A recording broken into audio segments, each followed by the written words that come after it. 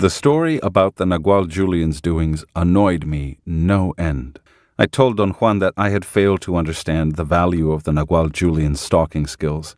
Don Juan listened to me without making a single comment and let me ramble on and on. When we finally sat down on a bench, I was very tired. I didn't know what to say when he asked me why his account of the Nagual Julian's method of teaching had upset me so much. I can't shake off the feeling that he was a prankster. Pranksters don't teach anything deliberately with their pranks.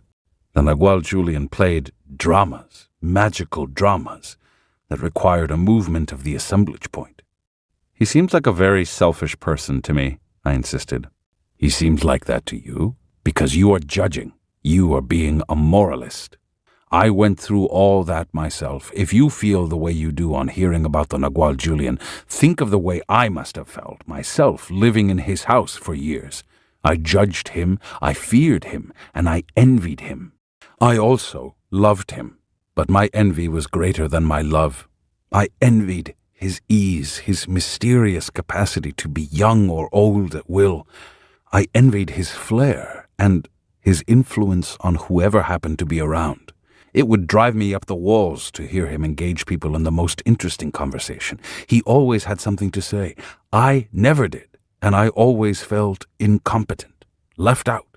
Don Juan's revelations made me feel ill at ease. He laughed and patted my back.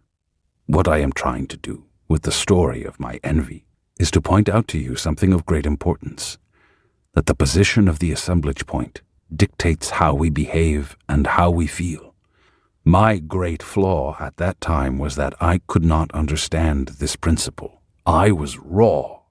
I lived through self-importance just as you do because that was where my assemblage point was lodged. You see, I hadn't learned yet that the way to move that point is to establish new habits, to will it to move.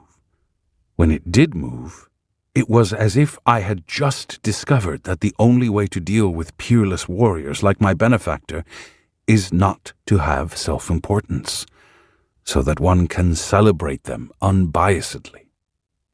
He said that realizations are of two kinds.